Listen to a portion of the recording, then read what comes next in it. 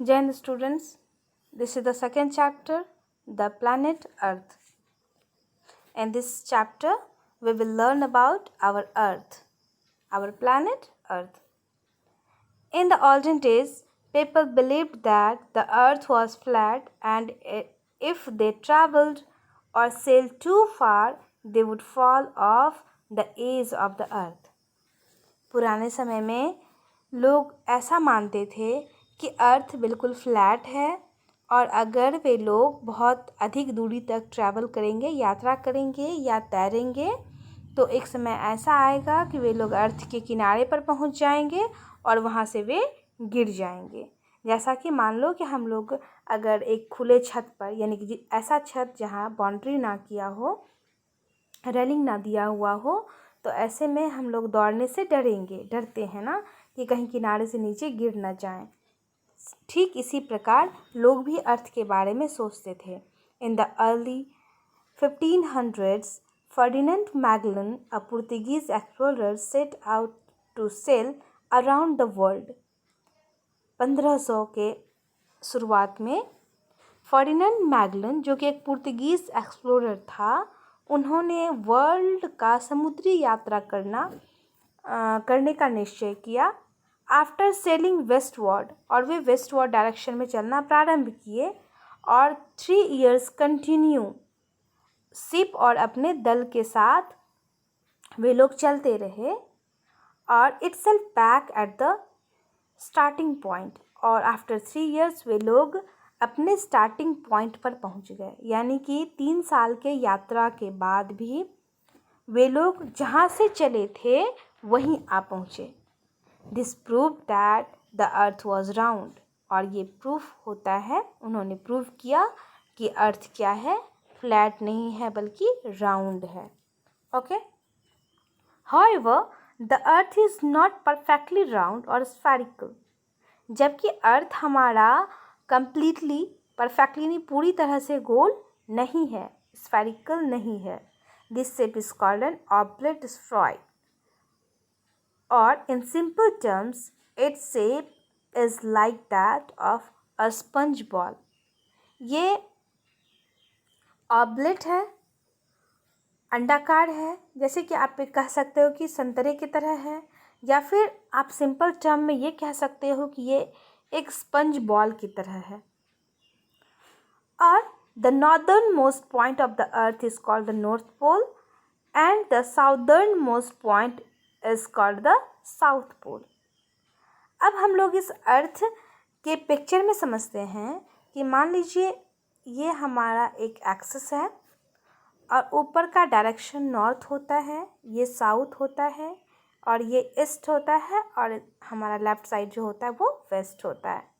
Okay, तो ये जो नॉर्थ साइड में सबसे ऊपरी पॉइंट ये जो है, इसे हम लोग नॉर्थ पोल कहेंगे, और ये साउथ डायरेक्शन में जो अर्थ का सबसे साउदर्न मोस्ट पॉइंट है, इसे हम लोग साउथ पोल कहेंगे। Okay, now life on the earth, earth पर जीवन। हम लोगों ने पहले भी पढ़ा कि अर्थ एकमात्र ऐसा प्लैनेट है जहाँ पे लाइफ एग्जिस्ट करता है। क्यों? क्योंकि यहाँ पे प्रॉपर एयर है, वाटर है और राइट अमाउंट ऑफ टेम्परेचर है। The Earth is often called a unique planet since it is the only planet in the solar system that has the conditions necessary to support life। अर्थ को अक्सर हमेशा unique planet कहा जाता है, अनोखा ग्रह। क्यों? क्योंकि ये एकमात्र ऐसा प्लैनेट है सोलर सिस्टम में जहाँ पर कि ऐसे कंडीशंस यहाँ ऐसे कंडीशंस मौजूद हैं जो कि लाइफ को सपोर्ट करता है। It has air, water and the right temperature. यहाँ हवा है, पानी है और राइट टेम्परेचर है। और अगर टेम्परेचर बहुत अधिक होता तो भी हम यहाँ नहीं रह पाते, अगर कम होता तो भी नहीं रह पाते। अर्थ का टेम्परेचर भी बिल्कुल रहने के योग्य है। और हम लोग अब पढ़ते हैं एयर के बारे में। एयर, हवा। All living things need air to breathe. सभी जीवित प्राणी को सांस लेने के लिए हवा की आवश्यकता है। The earth is surrounded by a layer of air called the atmosphere. हमारा अर्थ घिरा हुआ है एक एयर के लेयर से, एयर के परत से, जिसे कि एटमोसफियर कहा जाता है। Which surrounds the earth like a thick blanket, जो कि अर्थ को एक थिक ब्लैंकेट के तरह घेरा हुआ है, और उसी ब्लैंकेट, एयर के ब्लैंकेट को हम लोग एटमोसफियर कहते हैं। This atmosphere is made up of gases, और ये एटमोसफियर बना हुआ है गैसेस से। कौन से गैसेस से? Oxygen, carbon dioxide and nitrogen, which are necessary for life. Oxygen, carbon dioxide and nitrogen से, जो जीवन के लिए काफ़ी आवश्यक है। और इसमें और भी सारे गैसेस होते हैं जो कि हम लोग अगली कक्षा में पढ़ेंगे। Okay, now water. हम लोग अब वाटर के बारे में पढ़ेंगे। The earth is the only planet that has water. Like air, water is also essential for all living things to live.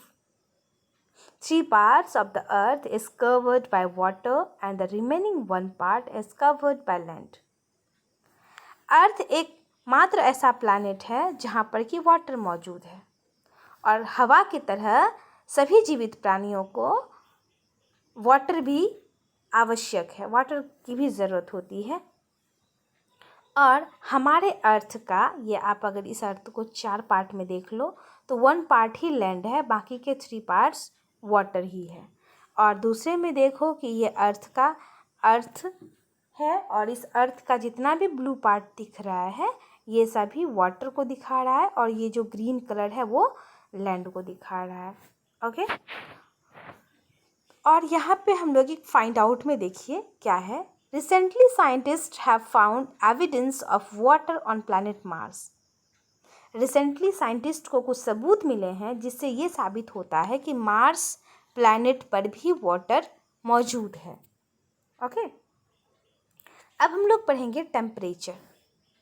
The right temperature is required for living things to survive on the earth. Earth पर survive करने के लिए, जीने के लिए right amount of temperature भी ज़रूरी है। The temperature of the earth is neither too hot nor too cold because of its distance from the sun. और हमारे अर्थ का टेम्परेचर ना तो बहुत हॉट है और ना ही बहुत ठंडा है, क्योंकि ये इसलिए क्योंकि अर्थ का जो डिस्टेंस है सन से, उसके अकॉर्डिंग, उसके कारण। During the day clouds block part of the sun's rays, and at night the clouds do not let the earth's heat to escape. दिन के समय में सूर्य से आने वाली डायरेक्ट किरणों को बादल रोकता है, ठीक है, ताकि यहाँ अर्थ को बहुत अधिक गर्म नहीं होने देता। और रात के समय में वही सन की रोशनी, सन का लाइट जब अर्थ को नहीं मिलता है तो अर्थ को तो पूरा ठंडा हो जाना चाहिए, लेकिन ऐसा नहीं होता है। रीज़न ये है क्योंकि ये जो बादल है, बादल इसके हीट को बाहर भागने से रोकता है।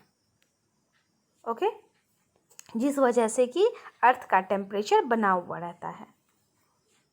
नेक्स्ट है द ब्लू प्लैनेट। हम लोग ये जानते हैं कि अर्थ को ब्लू प्लैनेट कहा जाता है। क्यों कहा जाता है? चलिए देखते हैं। When looked at from outer space, the earth looks like a giant blue ball with some green patches. अगर हम लोग आउटर स्पेस से, यानी अंतरिक्ष से देखें हम अपने अर्थ को, तो ये बहुत विशाल ब्लू कलर का गोला दिखाई देता है जिसपे कि कुछ ग्रीन पैचेस होते हैं। आप ये देख सकते हो। तो इसमें देखिए ये मैक्सिमम तो ब्लू कलर दिख रहा है ना, और कहीं कहीं ग्रीन ग्रीन धब्बे दिख रहे हैं। और वो ग्रीन धब्बे किस लिए हैं ये आप लोग अच्छी तरह से समझ चुके हो अब तक। ये ग्रीन है लैंड को दिखा रहा है, और ये ब्लू दिखा रहा है किसको? वाटर को दिखा रहा है। It is called the blue planet. इसीलिए इसे ब्लू प्लैनेट कहा जाता है, because of the evidence of water on its surface. Earth के सरफेस पर वाटर की अधिकता के कारण इसका कलर ब्लू दिखता है अंतरिक्ष से, इसीलिए अर्थ को ब्लू प्लैनेट कहा जाता है। Okay, the earth is made up of land and water. Earth land and water से बना हुआ है, that is continents and oceans. जो लैंड भाग है, भूमि भाग, उसे कंटिनेंट्स कहते हैं, और जो वाटर पार्ट है उसे ओशंस कहते हैं। तो अब हम लोग बारी बारी से पढ़ते हैं। पहले कंटिनेंट्स के बारे में पढ़ते हैं। कंटिनेंट्स यानी महादेश। The earth is divided into huge land masses. बड़े बड़े भूखंडों में विभाजित है हमारा अर्थ। तो वो जो बड़े बड़े भूखंड है यानी कि लैंड का टुकड़ा है, उसे हम लोग क्या कहेंगे, these land masses are called continents. उसी को कंटिनेंट्स कहते हैं, महादेश कहते हैं। There are 7 continents on the earth. और हमारे अर्थ पर टोटल 7 कंटिनेंट्स हैं, 7 महादेश हैं। Asia is the largest continent, followed by Africa, North America, South America, Antarctica, Europe and Australia। और ये सभी कंटिनेंट्स के नेम हैं, Africa, north America, south America, Antarctica, Europe and Australia. और इन सभी में से सबसे बड़ा कौन है, एशिया। और हम लोग किस कंटिनेंट में रहते हैं बच्चों, एशिया कंटिनेंट में रहते हैं।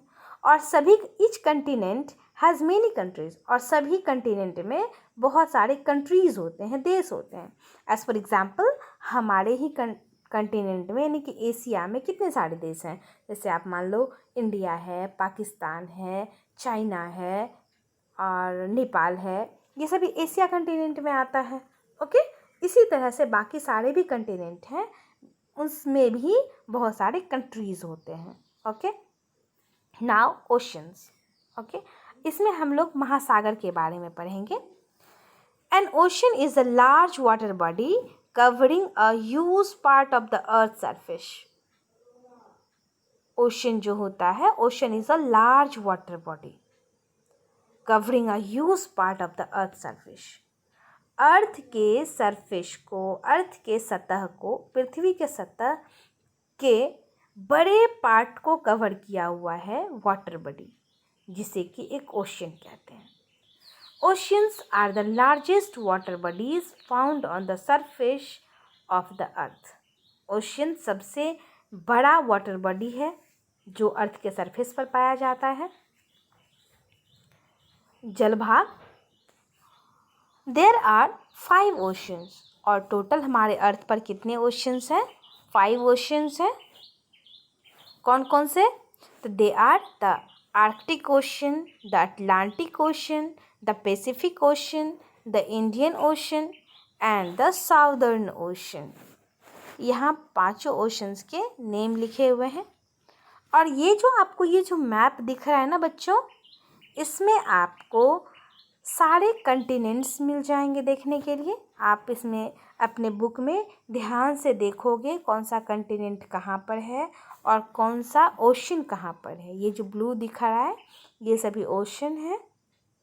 ओके, और ये जो ग्रीन और येलो कलर में दिख रहा है ये क्या है, ये लैंड मास है यानी कि कंटिनेंट है। तो आपको इसमें देखना है कि कहाँ पर कौन सा कंटिनेंट है और कहाँ पर कौन सा ओशन है। और हम लोग ये भी जानते हैं कि the Pacific ocean is the largest ocean.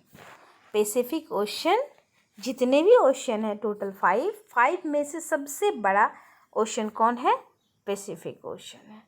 Okay, find out में चलिए देखते हैं क्या है। Name the only ocean named after a country. ऐसे ओशन का नाम बताना है जिसका नाम किसी कंट्री के नाम पर है। बता सकते हो बच्चों, ऐसा कौन सा ओशन है जिसका नाम किसी कंट्री के नाम से है। एकमात्र ऐसा कंटिनेंट है, वो कौन सा है, इंडियन ओशन। इंडियन ओशन ही एक ऐसा ओशन है जिसका नाम किसी कंट्री के नाम पे पड़ा है, वो भी हमारे कंट्री इंडिया पे। Okay, thank you.